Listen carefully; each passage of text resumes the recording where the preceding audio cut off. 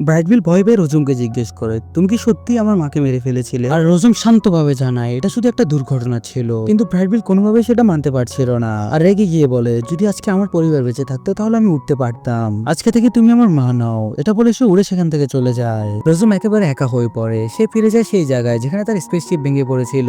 আর অদ্ভুতভাবে সেখানে সে খুঁজে পায় একটি পুরনো রোবটের বক্স। ভেতরে ছিল একটি বই, আর তাতে ছিল রোবটের ছবি। আর রোজমের বুঝতে দেরি হয় না, তার মতো আরো রোবট এই দ্বীপে এসেছিল। এরপর সে সেখানে একটি নষ্ট রোবটের দেহ খুঁজে পায়, আর সব অংশে জোড়া লাগাতে রোবটটি আবার চালু হয়ে যায়। চালু হলে রোবট তার সাথে কথা বলতে শুরু করে। আর রোজম তাকে বলে, আগে আমি মস্তিষ্ক দিয়ে চিন্তা করতাম, কিন্তু এখন আমার চিন্তাধারা এখান থেকে হচ্ছে। আর রোবটের রোজমকে স্ক্যান করার জন্য তার মাথার উপর হাত রাখে। আর স্ক্যান শেষে রোবট তাকে বলে যে তুমি একটা ডিফেক্টিভ প্রোডাক্ট। রোজম, তোমার তো এখনো এখানে থাকা উচিত নয়, ফিরে যাও ফ্যাক্টরিতে। আর নিজের সিগন্যাল অ্যান্টেনা খুলে রোজমকে দিয়ে দেয়। আর রোজমও সিদ্ধান্ত নেয় সে এখন ফ্যাক্টরিতে চলে যাবে। আর তারা যখন গল্প করতেছিল ঠিক তখনই তাদের সামনে দিয়ে এক ঝাঁক পাখি উড়ে যায়। আর শিয়ালটি বলে, এখনো যদি ব্রাইটবিল উঠতে না শিখে তাহলে সে খুব শীঘ্রই মারা যাবে। এখন আমাদেরকে কিছু করতে হবে। পুরো সিরিজ দেখতে চাইলে এখন চ্যানেলটিকে ভিজিট করে প্লেলিস্টটি ওপেন করুন।